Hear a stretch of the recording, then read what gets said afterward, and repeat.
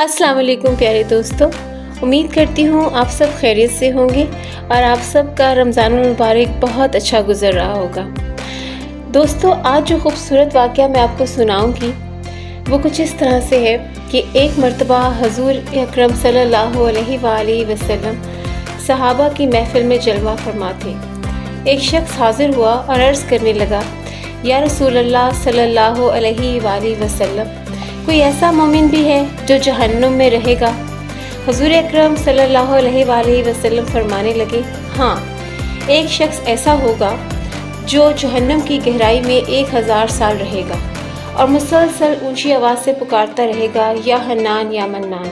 ایک دن وہ اس قدر اونچی آواز میں پکارے گا، یا حنان یا منان، کہ حضرت جبرائیل علیہ السلام جہنم کے قریب سے گزرتے ہوئے اسے سن لیں گے۔ حضرت جبرائیل علیہ السلام حیران ہوں گے کہ یہ کیسی عجیب بات ہے کہ کوئی مسلسل یا حنان یا منان پکار رہا ہے۔ حضرت جبرائیل علیہ السلام اللہ کے عرش کے سامنے حاضر ہوں گے اور سر سجدے میں رکھ کر اللہ کی تسبیح بیان کریں گے۔ اللہ فرمائے گا، اے جبرائیل، سر اٹھاؤ۔ جیسے ہی حضرت جبرائیل علیہ السلام سر اٹھائیں گے، بتاؤ جبرائیل، کیا عجیب دیکھا آج تم نے؟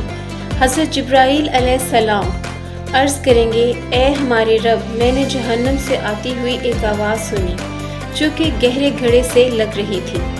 کوئی پکار رہا تھا، یا حنان و یا منان۔ اللہ فرمائے گا، اے جبرائیل، جہنم کے داروغہ مالک کے پاس جاؤ اور اسے کہو کہ جو بندہ یا حنان و یا منانوں کی صدا لگا رہا ہے اسے جہنم سے نکال کر تمہارے حوالے کر دے اور پھر اسے تم میرے پاس لے آؤ۔ حضرت جبرائیل علیہ السلام جہنم کے دروازے پر تشریف لے جائیں گے، دروازے پر دستک دیں گے، حضرت مالک باہر آئیں گے۔ حضرت جبرائیل علیہ السلام انہیں اللہ کا پیغام سنائیں گے۔ حکم سن کر حضرت مالک جہنم کے اندر جائیں گے۔ ہمارے پیارے آقا صلی اللہ علیہ وآلہ وسلم نے فرمایا، جیسے ماں اپنے بچوں کو پہچانتی ہے، بالکل اسی طرح حضرت مالک علیہ السلام ایسے ہی جہنم کو پہچانتے ہیں۔ اس کے باوجود آپ یا حنانو یا منان کہنے والے شخص کو تلاش نہیں کر پائیں گے۔ باہر تشریف لے آئیں گے اور حضرت جبرائیل سے عرض کریں گے، اے جبرائیل، جہنم نے گہرا سانس لیا ہے، اس لیے کون سی چیز پتھر ہے، کون سی چیز لوہا اور کون انسان ہے، اس کی پہچان نہیں ہو رہی۔ حضرت جبرائیل علیہ السلام پھر اللہ کی بارگاہ میں سجدہ کریں گے۔ اللہ پاک ارشاد فرمائے گا، اے جبرائیل، سر اٹھاؤ، تم یا حنانو یا منان کہنے والے کو کیوں نہیں لائے؟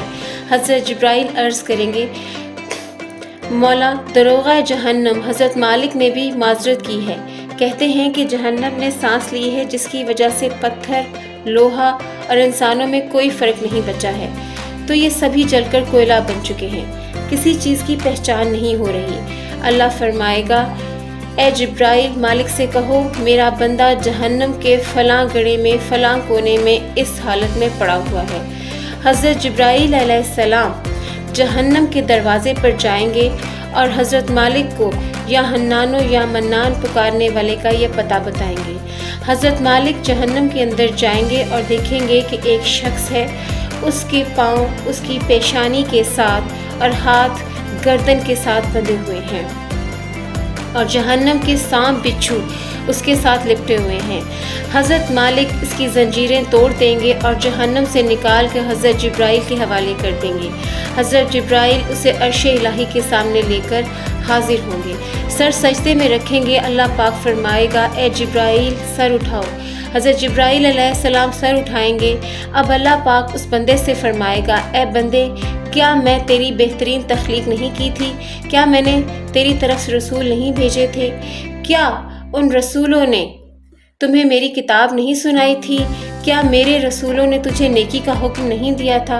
تجھے برائی سے منع نہیں کیا گیا؟ وہ بندہ ساری باتوں کو مانے گا، اقرار کرے گا، یا اللہ، تو نے میری بہت اعلیٰ تخلیق فرمائی، تیرے رسول بھی تشریف لائے، تو نے تیرے اور ان کے احکام بھی سنائے۔ اللہ پاک فرمائے گا، پھر تو نے فلاں فلاں گناہ کیوں کیے؟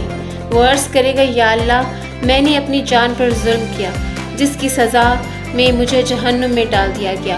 اے اللہ، اس کے باوجود میری امید نہیں ٹوٹی، مجھے تیری رحمت سے امید تھی، اس لیے میں یا حنانو یا منان پکارتا رہا۔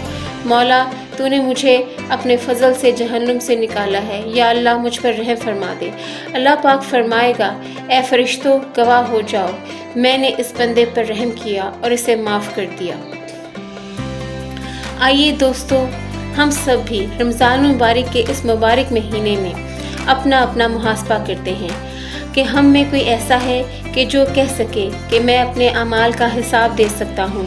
اپنے گروبانوں میں نظر ڈالیے، کوئی ایسی خوبی یا کوئی نیکی جس پر ہمیں یقین ہو کہ ہمیں دوزخ میں نہیں ڈالا جائے گا۔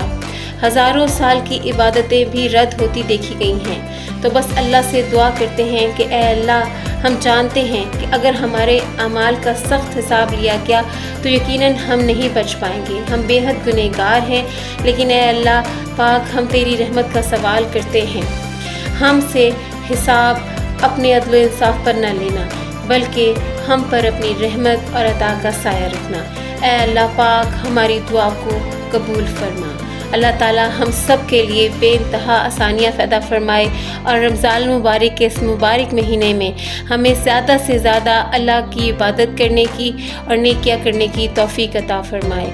آپ کے لیے ہمیشہ دعا گو، بہت ساری دعاؤں میں یاد رکھیے گا، اپنا بہت سا خیال رکھیے گا۔ اللہ حافظ۔